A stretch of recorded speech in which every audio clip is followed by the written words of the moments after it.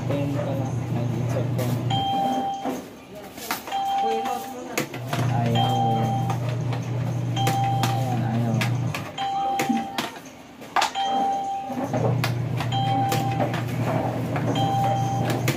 Ayaw.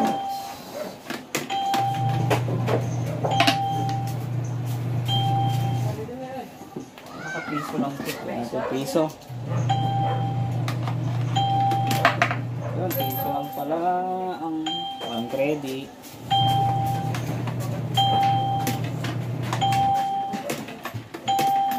Ayaw kumain.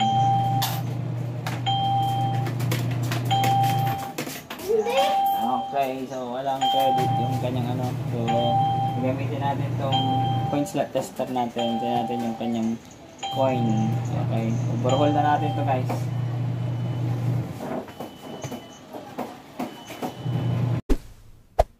Guys, habang nililinisan ko, so, naglaglagan yung mga itlog ng butiki. Oh.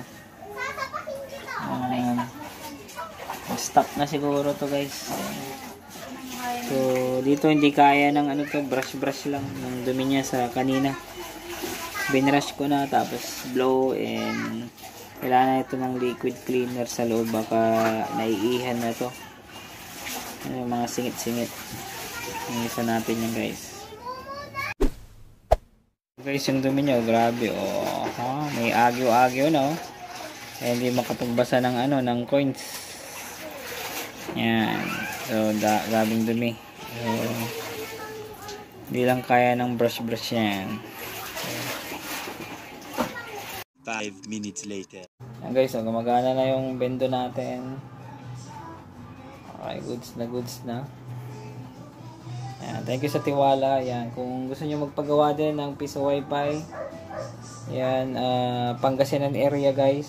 Engitech PH. Yan, comment na lang dyan sa baba or hanapin nyo ako sa Facebook. Yan, lagay ko na rin yung number ko dyan sa description box kung pwede. O yung Facebook ko na lang guys, yun na lang ako, doon na lang ako i-PM. Kaya magre-reply naman tayo. Yan, gumagawa rin tayo ng PisoNet. Yan, pero hindi ako nagbebenta guys ha. Yan. So repairing lang tayo. Yan, thank you.